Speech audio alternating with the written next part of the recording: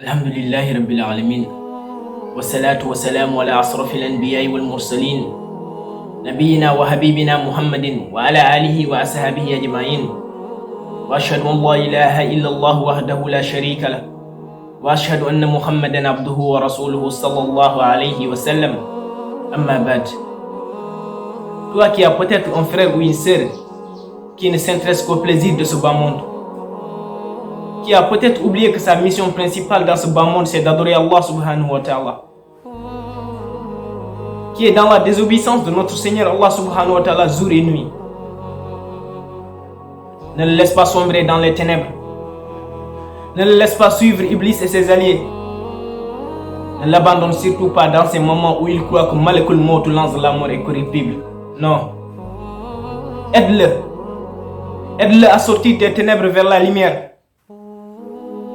Appelle-le au bien, car wallahi an Abi Hurayra radiyallahu anhu قال النبي صلى الله عليه وسلم من دعا إلى هدى كان له من الأجر مثل أجور من تبعه لا ينقص ذلك من أجورهم شيئا.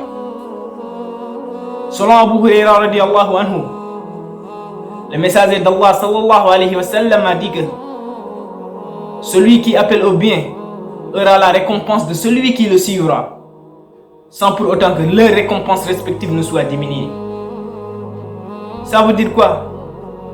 Parmi les gens que tu as appelés au bien, si 100 personnes décident de te suivre, en plus des récompenses que tu auras auprès de ton Seigneur Allah subhanahu wa ta'ala, tu auras 100 autres récompenses auprès de lui, sa majesté Allah Jalla fi'ola. Allah Akbar. Ce qui est magnifique dans ce hadith, c'est que même après ta mort, tu peux récolter beaucoup de hasanat à travers d'un audio ou d'une vidéo que tu as laissé dans ce bas monde, à laquelle tu appelais les gens au bien. Certainement, il y aura des gens qui vont te dire: qui est-il pour nous appeler au bien? Qui est-il pour nous parler de l'islam? Ton père n'était qu'un cultivateur, menuisier, tailleur et ne connaissait rien du Coran. Ta mère, elle s'occupait des tâches ménagères. Elle n'avait pas le temps pour le Coran. Non. Pour aussi ton père n'était pas un hafiz al-Quran, tu ne dois pas l'être. Non, non. Allah subhanahu wa ta'ala en nous parlant du Coran, il nous dit: Zalika al-kitab la rayba fihi hudan lil muttaqin. C'est un livre au sujet duquel il n'y a aucun doute et c'est un guide pour les pires. Donc le Coran c'est pour toi, c'est pour moi. Et que le prophète sallallahu alayhi wa sallam nous dit: transmettez de moi ne serait-ce qu'un verset. Et Allah subhanahu wa ta'ala il nous dit: Fazakiri inna zikra tanfa'ul mu'minin. Rappelle, car le rappel profite aux croyants. Donc mets ta pierre à l'édifice. Appelle les gens au bien, même si c'est dans un cercle restreint, au sein de ta famille, tes amis, tes proches. Sois un modèle pour eux. Appelle-les au bien. Et la deuxième partie du hadith, il nous dit sallallahu alayhi wa sallam: وَمَنْ دَعَا إِلَى دَلَالَةِ كَانَ عَلَيْهِ مِنَ الْإِسْمِ مِثْلُ أُسَامِ مَنْ تَبِعَهُ لَا يَنْقُصُ ذَلِكَ مِنْ أُسَامِهِمْ شَيْئًا. Et celui qui appelle au mal, à la désobéissance, aura le péché de celui qui le suivra, sans pour autant que leur péché respectif ne soit diminué. Allah Akbar. Wallahi l'azim, à chaque fois que je médite sur ce hadith, je pense à vous mes sœurs. À vous mes sœurs qui ne respectez pas le code vestimentaire de la femme en islam, qui ne portent que des tenues provocatrices, qui se filment et envoient ça sur les réseaux sociaux. La hawla wa la quwwata illa billah. Vous appelez vos sœurs à la désobéissance, au manque de respect.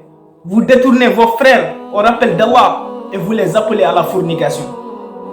Ça me fait mal de le dire, mais sachez que vous les femmes qui ne portent que des tenues provocatrices et qui envoient ça sur les réseaux sociaux, sachez que vous êtes des recruteurs pour le diable. Ma soeur, crée Allah et un peu de pudeur.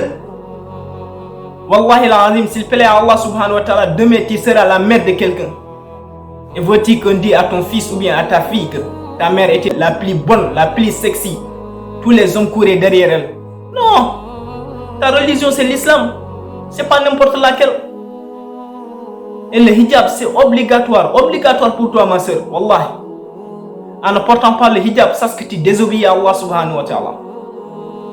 Qu'Allah subhanahu wa ta'ala me pardonne et vous pardonne. Qu'Allah subhanahu wa ta'ala me guide et vous guide sur le droit chemin. Allahumma innaka afuwun tuhibbul afwa fa'fu anna.